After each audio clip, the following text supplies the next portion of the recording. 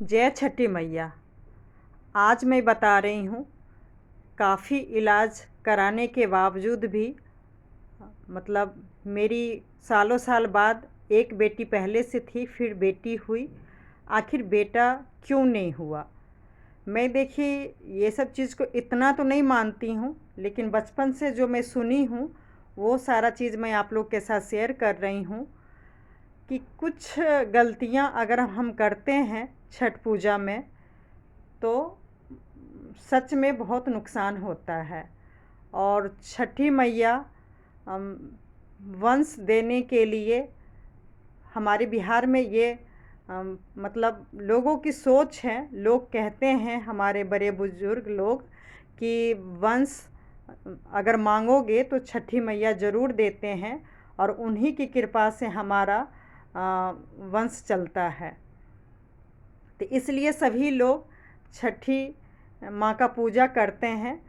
भले ही हमारे घर के दादा परदादा ऊपर चले गए हैं, लेकिन उनके नाम से जो पूजा होता है उनको भी लोग, बेटा बहू जो भी घर में लोग हैं, वो सभी को करना पड़ता है और करना चाहिए, ये परंपरा है।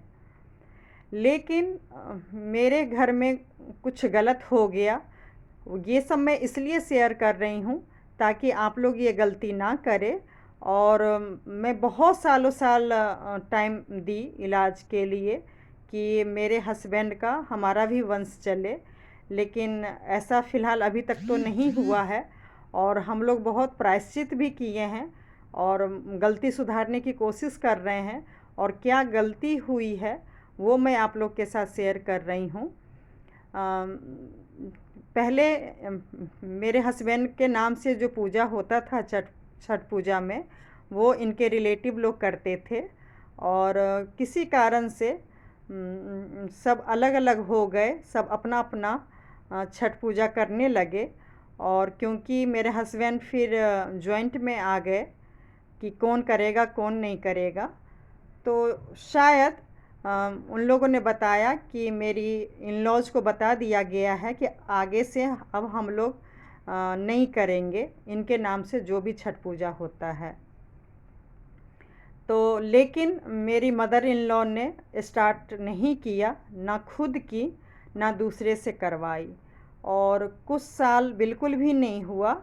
जब मैं गई, इसी बीच में बता दूं, मेरे हस्बैंड का तबीयत, बिजनेस जो भी है, बहुत ज़्यादा प्रॉब्लम होने लगा। और मैं बहुत इलाज कराती थी, बहुत इलाज कराती थी, बहुत पैसे खर्च किए। प्रॉब्लम कुछ नहीं था रिपोर्ट में, लेकिन फिर भी कंसीव मैं नहीं कर पाती थी। तो उसी में फिर एक रिलेटिव ने बोला कि मतलब छठ पूजा तुम्हारा मतलब छूट गया है, तुम लोग को मतलब करना चाहिए। जब मैं अपनी प्रॉब्लम बताई कि ऐसे ऐसे वो लोग नहीं कर रहे हैं और मेरी मदर इन लॉ भी नहीं कर रही हैं, तो बोले कोई नहीं, अगर सासू माँ नहीं की हैं तो कोई बात नहीं, तुम बीबी हो, तुम्हें ये चीज़ करवाना चाहिए। तो फिर मैं बोली जो भी उनका होता था, ये केला का घोर और नारियल, उस चीज़ से मेरी मम्मी करती थी दिल्ली में ही। तो हम कुछ साल वहाँ पे उनसे करवाने लगे। जो भी विधि रिवाज होता है छठ पूजा का, उस तरीके से करवाने लगी। और धीरे धीरे मतलब सच में माता रानी का कृपा होता है। और उन्होंने बहुत कृपा की। मेरे हस्बैंड का बहुत ज़्यादा तबीयत ख़राब था, उसको मैं एम्स में ले जाके धीरे धीरे करके उसे भी ठीक की हूँ। और डॉक्टर ने बोला, मैं तो एम्स गई थी कंसीव करने के लिए कि मेरा बच्चा नहीं हो रहा है, वो हो जाए। लेकिन छठी मैया का कृपा कहिए, डॉक्टर ने बोला, सारा जब टेस्ट हुआ तो डॉक्टर ने बोला पहले अपने हस्बैंड को बचा लो, हस्बैंड अगर बच गए तो सोचो बच्चा गिफ्ट में मिल जाएगा। पोजीशन मतलब मेरे हस्बैंड का जो भी उन दिनों में ठीक नहीं था। तो फिर मैं दिन रात लग गई उनका ट्रीटमेंट कराने में। और भगवान की कृपा कहिए कि मेरे हस्बैंड ठीक हो गए। क्योंकि मैं इन दोनों में छठ पूजा जो भी रह गया था कुछ साल से, वो मैं माफ़ी मांग के वो कंटिन्यू की हूँ और मन में लेके चल रही हूँ जब तक हम लोग हैं।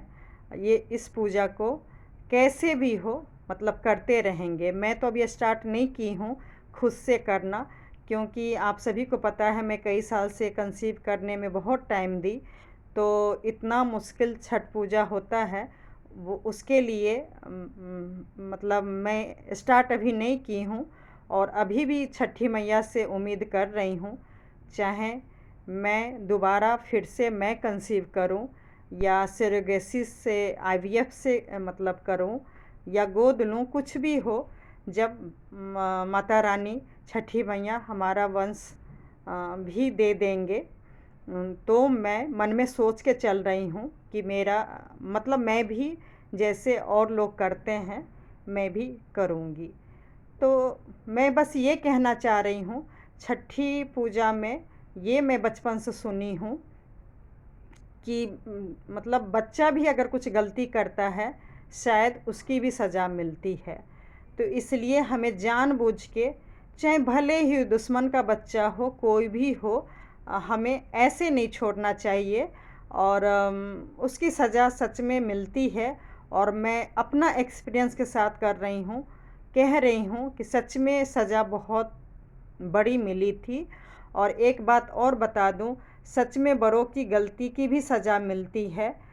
मुझे कई रिलेटिव ने डायरेक्ट, मैं इतना तो ये नहीं बताऊंगी कि आखिर मेरे इन लॉज लोग ने दूसरे के साथ क्या गलती किया है, लेकिन हाँ मेरे कान तक बहुत जो बोलते हैं ना श्राप देना, हाई देना, वो मेरे ससुराल वाले को और ख़ासकर मतलब मेरे हस्बैंड पे वो चीज़ पड़ गया है।